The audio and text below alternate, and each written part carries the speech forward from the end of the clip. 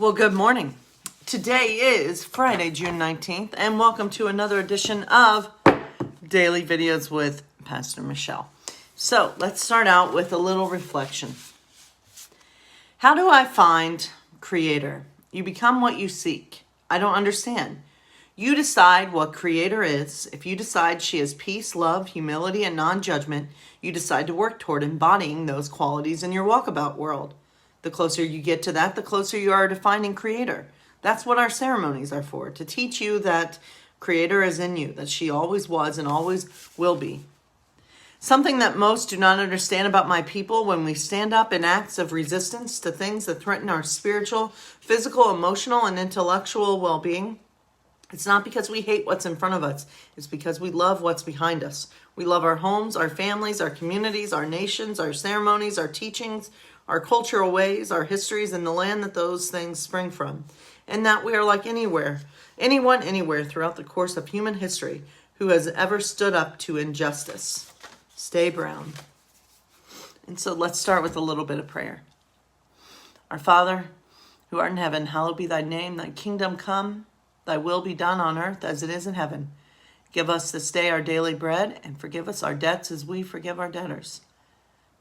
And lead us not into temptation, but deliver us from evil. For thine is the kingdom, and the power, and the glory forever. Amen. So, let's take a deep breath. I hope all of you are doing okay in these days. Let's start with some good news, though. So, Delta Airlines' last MD-88 flight, planes need love too. This week, the very last scheduled passenger flight of the McDonnell Douglas MD-80 series aircraft in North America took off from Washington Dulles Airport. All MD-88s were supposed to be retired by the end of this year, but plummeting demand caused some airlines like Delta to accelerate their plans. Luckily, a bunch of aviation fans were on hand to turn the melancholy moment into a big party. It started at the gate, which was decorated with balloons and banners. One pilot even teared up as he described memories of completing his first flight on the model, which he is nicknamed the Mad Dog for its swift takeoff and all-hands-on-deck landing. As it taxied away from the gate, the plane was greeted with a water cannon salute. Passengers even brought Sharpies and wrote love notes on the plane's interior during the flight. "Thank you for fostering my love for aviation," one read. As the plane touched down in Atlanta, Delta employees clapped and waved flags, welcoming the last Mad Dog home for the final time. That's pretty cool. And then here's something very good news. Judging by the rows and rows of bandages in the grocery store, do you think everyone in the world had the skin color of butternut squash? And finally, Band-Aid is doing something about it. The company is creating a range of bandages that embrace the beauty of diverse skin, including hues that better match the skin tones of black and brown customers.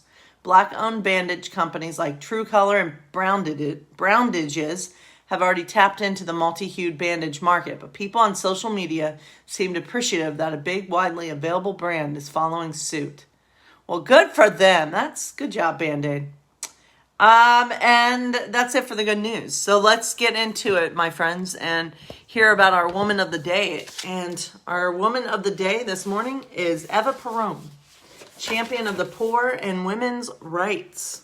So let's hear. And there she is right there, beautiful woman. So Maria Eva Duarte was born near Argentina in 1919. Her parents, Juana and Juan, were not married, which embarrassed little Eva. Juan had been wealthy when his older children were born, but Eva only knew tough times. She was a happy kid, playing outdoors, climbing trees, raising silkworms, and dressing up in homemade costumes. The family moved often as Juan looked for work, and then he left them before dying in a car accident when Eva was 6. Her mother moved the kids to a bigger city near the capital of Argentina, working as a seamstress to support the family. One day there was a terrible accident in the house, and Eva was badly burned on her face and arms. Her scars healed but left her with translucent, glowing skin, which actually made her look even more beautiful. Eva loved to recite poetry in school, charming her classmates with her emotional performances. She dreamed of becoming an actress, like the stars in Hollywood films. So when she was 15, she packed her bags and headed to Buenos Aires. Although she had no training, she quickly got parts in films and plays and had even success on the radio where she became famous.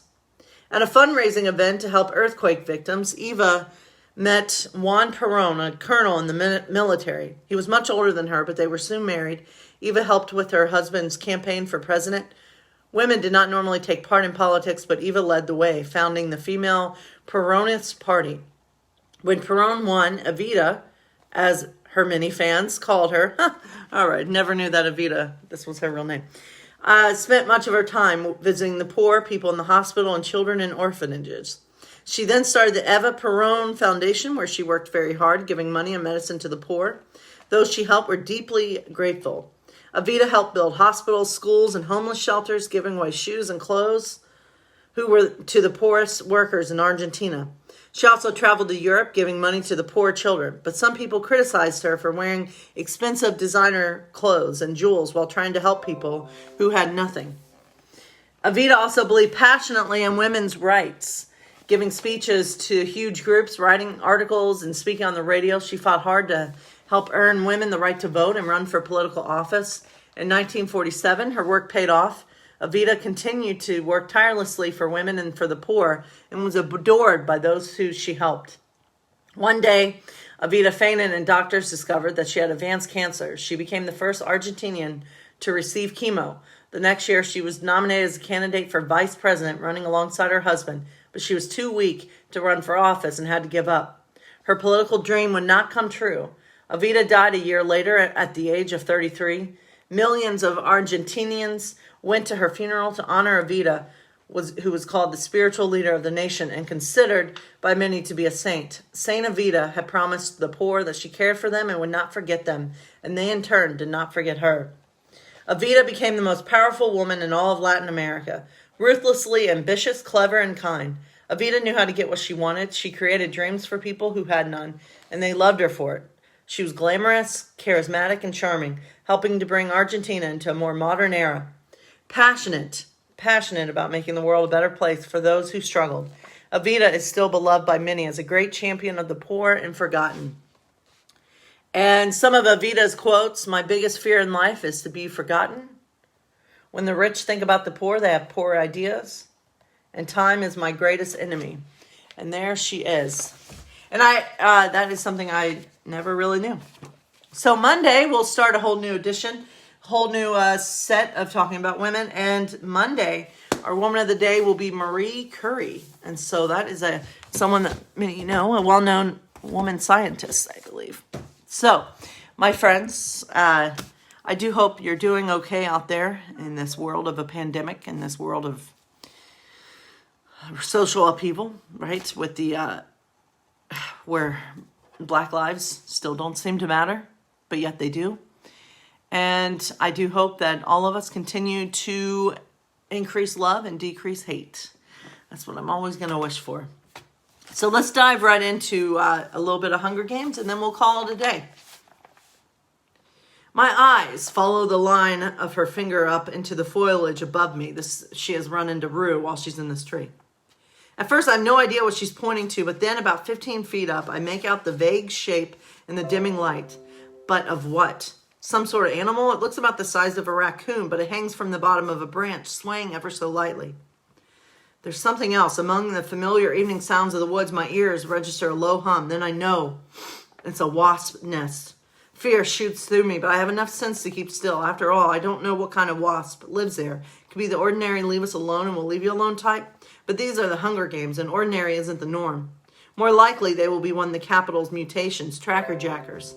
Like the jabberjays, these killer wasps were spawned in a lab and strategically placed like landmines around the districts during the war. Larger than regular wasps, they have a distinctive solid gold body and a sting that raises a lump the size of a plum on contact.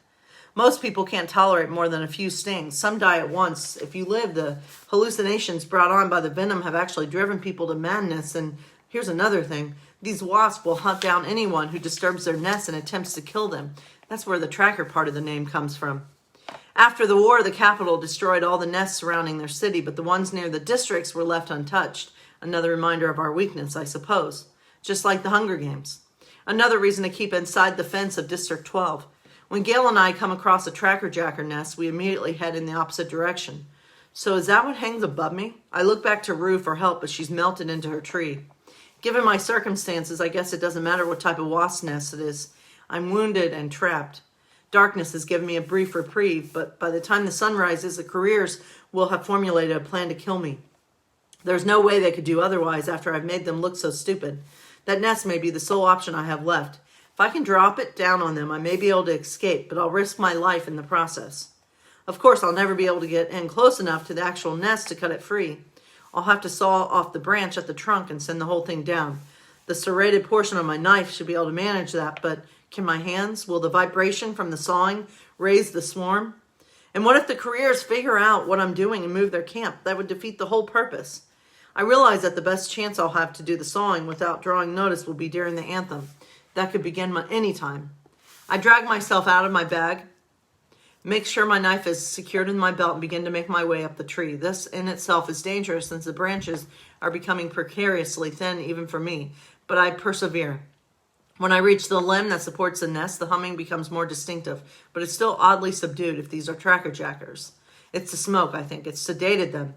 This was the one defense the rebels found to battle the wasp. The seal of the Capitol shines above me and the anthem blares out. It's now or never, I think, and begin to saw. Blisters burst on my right hand as I awkwardly drag the knife back and forth. Once I've got a groove, the work requires less effort, but is almost more than I can handle. I grit my teeth and saw away, occasionally glancing at the sky to register that there was no deaths today. That's all right. The audience will be sated seeing me injured and treed in the pack below me, but the anthem's running out and I'm only 3/4 of the way through the wood when the music ends. The sky goes dark and I'm forced to stop. Now what?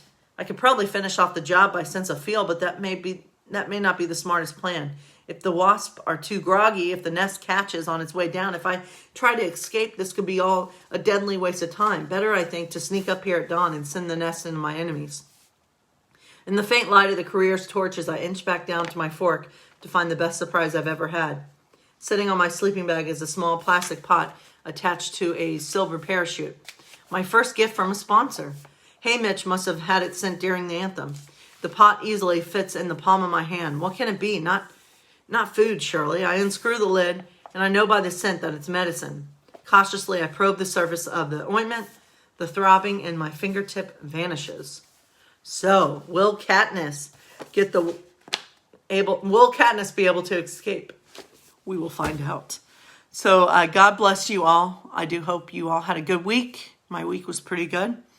And may you know that God's love is with you. And take care, my friends.